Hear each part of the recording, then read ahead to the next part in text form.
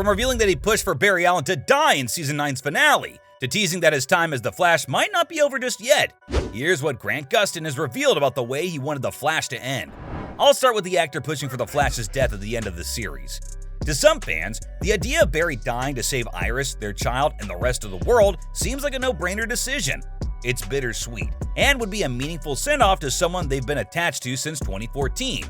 On the other hand, many others wanted Barry to survive whatever Eobard Thawne, Savitar, or Captain Boomerang threw at him. But Grant wanted him to go out in a blaze of glory, and this has to do with a popular fan theory that's been making the rounds on the internet. And I've gotta say, it's a pretty neat one. So the theory says that Barry heroically sacrifices himself to keep the Speed Force intact, and by doing that, his body gets transformed into lightning, the same lightning that eventually hits Season 1's Barry. It creates a full circle moment that would tie the series together in a neat little bow. Gustin told TV Line that he's always wanted the Flash to die a hero's death, and he even pushed for it in the writer's room with showrunner Eric Wallace. But Wallace was totally against the idea. He's been running the show since Season 6, and he wanted it to end on a good note for both Barry and Iris. And after a bunch of back and forth, Gustin agreed that a happy ending would probably be in the character's best interests, and he said that the fans would want it to end the way it does too.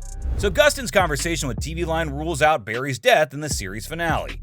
But there is a death that the fans knew would eventually come to pass, but probably weren't prepared for by the time The Flash was over. I'm talking about the Arrowverse franchise, and how The Flash will bring an 11-year legacy to an end. I mean, sure, there's Superman and Lois, but that takes place in a completely different reality, which makes The Flash the only active CW series set in the Arrowverse continuity. And that's probably why the finale is rumored to bring in as many legacy cast members as possible. Like Gustin said, the 9th season intends to deliver a fitting finale for the entire Arrowverse, and this means giving each legacy character their time in the sun. But let's go back to killing off Barry for a second. It's a heroic ending, sure, but does it really make sense? Well, the theory might bring the series full circle, but there's a small problem. The original Barry Allen probably doesn't exist anymore. A user named Shadowmaster3210 pointed this out on Reddit, noting that the Barry we're watching right now has changed the timeline so many times that the original Barry doesn't exist anymore. So turning into Speed Force Lightning won't send him back into the original timeline, because it likely doesn't exist. But you never know. There's always a loophole for these things, isn't there? Anyway, did you know that the series foreshadowed Barry's death in the past? I know it'll end on a good note, possibly because the timelines have been changed so many times that the foreshadowing doesn't make sense anymore.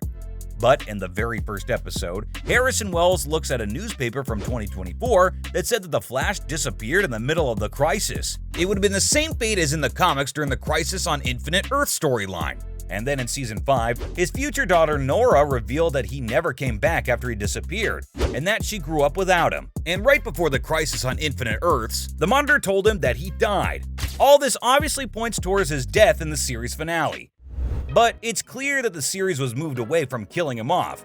Showrunner Eric Wallace had one goal in mind for the final season: to reward the audience with everything that he knows that they've been asking for, whether it's in the YouTube comment section or in Reddit and Twitter threads. He's also had things on his own bucket list as a fan that he's been hoping to put into the season finale. So you can expect major payoffs to major plot threads that were left unanswered, or storylines that have been built up over the past 4 seasons.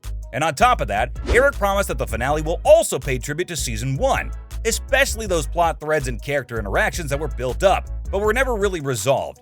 According to the showrunner, it's all about bookending the series and ending on a high emotional note, something that'll make the fans happy that they've stuck by the show for 9 years. And by the looks of it, the finale has set the stage for a major speedster war, bringing back all the familiar faces we've seen since Season 1, and this includes not 1, but 5 speedsters, including Godspeed, Zoom, and Rick Cosnett's Cobalt Blue. But things are about to get even more interesting, because Eric revealed the return of a major antagonist, Tom Cavanaugh's iconic Reverse Flash. And no, not just any version of the Reverse Flash, but the one we all hated to love from Season 1. And I mean, that makes perfect sense, doesn't it? If the show's paying so many tributes to the past and bringing back iconic villains and storylines, then including Eobard Thawne as one of the villain speedsters seems about right. The showrunner explained that bringing back Cavanaugh's version of the character was always part of the plan, and that Barry's final race wouldn't be complete if the show didn't include him as the legendary antagonist. And honestly, the entire fanbase would have been sad if they didn't see him go toe-to-toe with Barry at least once in Season 9. Tom's brilliant charisma is what made the character so fun to watch in the first place, so it's pretty exciting to see him back on the show. But how exactly will he return? He's died so many times during the show's run that I'm surprised it's not a running gag at this point. So bringing him back suggests that his story will always be tied to Barry Allen. Now, there's a theory that suggests that Cobalt Blue, this season's main antagonist, will bring Kavanaugh's version of Reverse Flash back into the game. All you have to do is recall the first part of the 4-part finale, where Cobalt Blue showcased his incredible powers and was able to transport Barry to any point in time. And obviously, he can just go back in time and bring back Reverse Flash from Season 1's timeline. In fact, he'll probably bring all the evil speedsters in the current timeline to battle Barry. And we already know that the series is ending on a happy note, so Barry's gonna come out on top one way or another. But what about Grant Gustin? Is he done with the character, and has he hung up his costume for the final time? Well, maybe not. I mean, obviously he's done with the Flash for the time being, but in an interview with Us Magazine, he teased that he's always ready for a pitch about the character. If someone called him tomorrow and told him that they had a great idea for a Flash TV series or movie, he'd totally be open to talking about it, and possibly putting on the costume once again. And the other thing is, he understands that he's always going to be associated with the character he played on a CW TV show. So if there's an opening for a Flash role, he'd definitely be open to it. The next question is, if he does get another crack at the role, how exactly should he come back into the DC universe? Well, there are many ways that could happen, but as always, there are really only 2 good ways that he should come back. Number 1, the new DCU could have him return in a multiverse event. This probably won't happen for a long time, but it's something the fans will definitely be expecting as James Gunn's DC Universe kicks off in June. Ezra Miller's Flash will be the main focal point that pushes the story forward, so Gustin doesn't need to be integrated into the DCU to be included in Gunn's plans. If the Flash movie sets up a multiversal event where multiple characters from different universes cross over, then Gustin's Flash could be one of the many popular heroes from the Arrowverse who make the cut.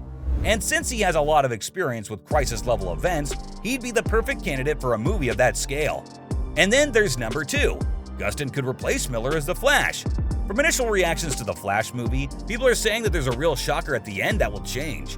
So what could be more shocking than replacing Miller's Flash with Gustin's, and totally flipping the script on everyone? It's highly unlikely, but it makes sense considering the many controversies surrounding Ezra Miller. But the only problem is that the movie's director, Andy Muschietti, revealed that Gustin wasn't called to shoot a cameo for the movie, and the actor himself has denied that he'll be appearing in it too. But hey, here's hoping they're just keeping things close to the chest for the big reveal. So from teasing that he'll always be open to playing the Flash in the future, to revealing that he originally pushed for Barry to die in Season 9's finale, that's everything Grant Gustin revealed about the Flash coming to an end.